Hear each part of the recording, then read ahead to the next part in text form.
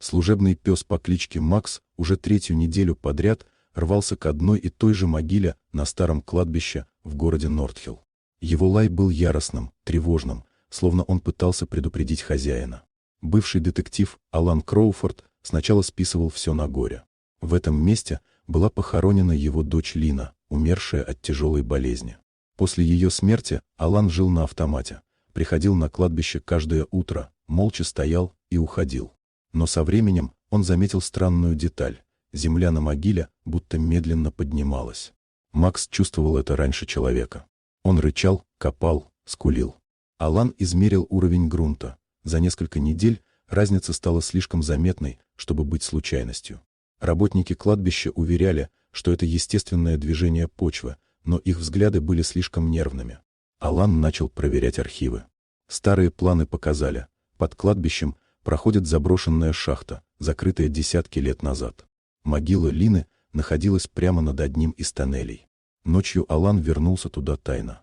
Он заметил свежие следы шин, запах топлива и металлическую дверь в старом хозяйственном сарае. За ней оказался спуск под землю. С помощью старого напарника Майка Хейла он проник в тоннеле. Там были кабели, освещение, свежие следы, шахта явно использовалась. В глубине они услышали детский плач. В расширенной камере они нашли нескольких детей, испуганных, связанных, но живых. Их держали под землей, скрывая под кладбищем. Пока Майк выводил детей, Алан остался прикрывать выход. Вскоре появились вооруженные люди. Среди них оказался шериф Роберт Дейл, человек, которому Алан доверял много лет.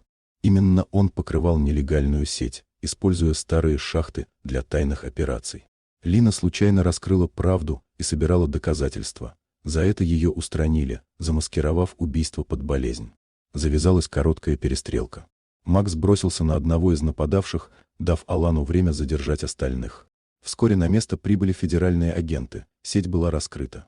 Детей спасли. Организаторов арестовали. Правда вышла наружу. Позже Алан узнал, Лина оставила записи и флешку, где были доказательства. Она понимала риск и надеялась, что отец однажды все найдет.